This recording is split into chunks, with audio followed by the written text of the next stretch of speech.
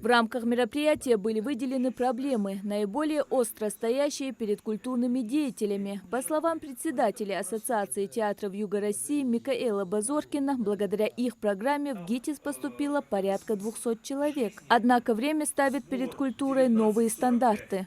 Мы знаем, насколько сегодня сложно обстоят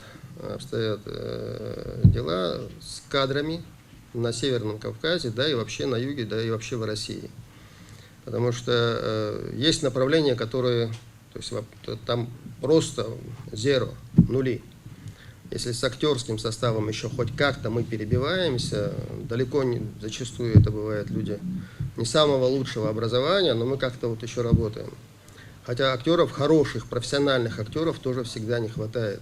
Если говорить обо всем том, что делает театр, стоит признать факт о незаконченности системы, так как важен ритмический состав, звукорежиссура, актерское мастерство и многое другое. Главным вопросом в обсуждении на конференции было то, что должны создавать такие условия, чтобы студенты, которые хотят учиться, могли поступать и обучаться по выбранным направлениям. Свои проблемы и свои слабые места в этом направлении мы знаем, мы их признаем.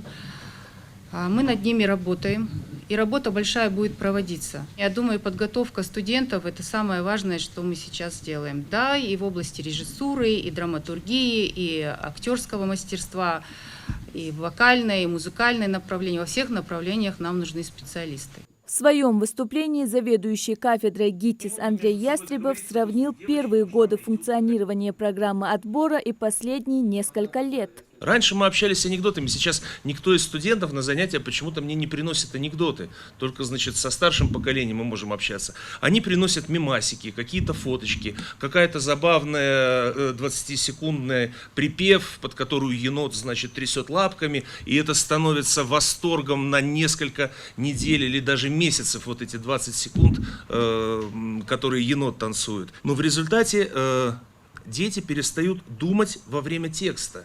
Если им задаешь вопрос, они хотят ответить сразу за секунду, за две.